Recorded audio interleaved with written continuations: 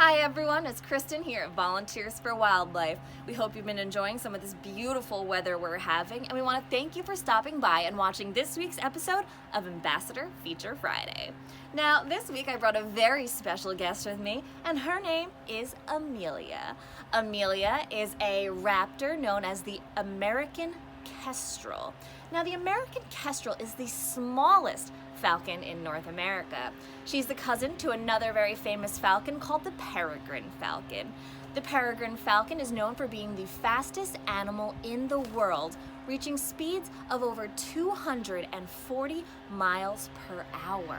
Okay, while this little lady is pretty fast, she's not as fast as that, but she can reach speeds of about 60 miles an hour, which is faster than a cheetah. Really, really cool stuff. Now, a lot of you may not know, but this bird actually does very, very well in city environments. In fact, Amelia was found right nearby in Queens, New York. She was found by a police officer who found her down on the ground, seeing that she was not able to fly. When they brought her into our hospital, it became very clear that she had been kept from a very young age. She is now very tame and lives a life that's pretty comfortable here at the center. Now, Amelia is a diurnal raptor, meaning she hunts and has a period of activity during the daytime and has a period of rest during the nighttime. I'd like you guys to take a little look at her markings. Take a look at her face there. Do you see those two black lines coming down from her eyes?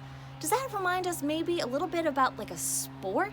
Something like baseball or football, where the players put black underneath their eyes, and that is to absorb the sunlight, giving her a very good, very clear field of vision, okay? Now, if you recall from last week, something that makes a raptor really stand out is their excellent eyesight. Now, this bird in particular, she's gonna hunt things like smaller birds, sparrows or finches, things like mice, and also things like large flying insects, moths, butterflies, or big grasshoppers down on the ground. Okay, and that's another reason why they do so well in that city environment. There is an abundance of prey there for them. Okay, and not only is there a lot of prey, there's lots of tall buildings where they can hide in little cavities and make their nests away from people. Now, we're talking a little bit about that food. Let's talk a little bit about the way that they hunt, okay?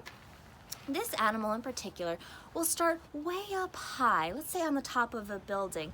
She uses those keen eyes to scan the ground, and let's say she sees something like a flock of sparrows. This girl will fly down, scaring the sparrows up into the air.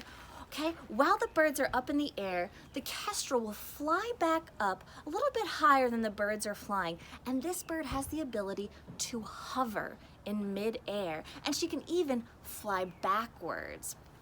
Now, once she's up there and she's hovering in the air, she uses those eyes to zoom in on the exact bird that she wants to take for her dinner.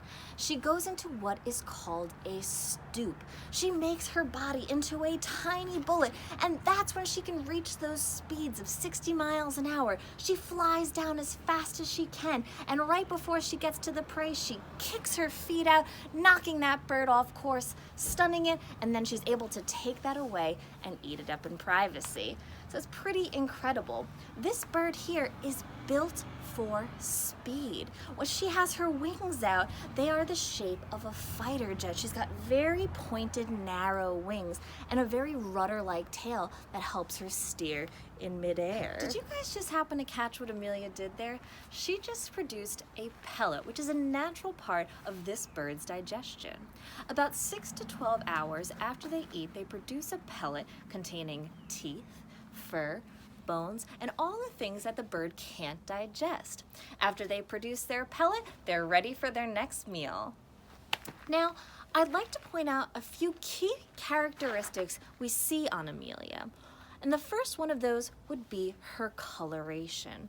If we take a nice look at Amelia here, we're seeing tans, browns, creams, black. The top of her head is a light gray color, and the tips of her wings back here are black, okay? This is the characteristic colors of a female kestrel. Now, the male kestrel looks different than she does.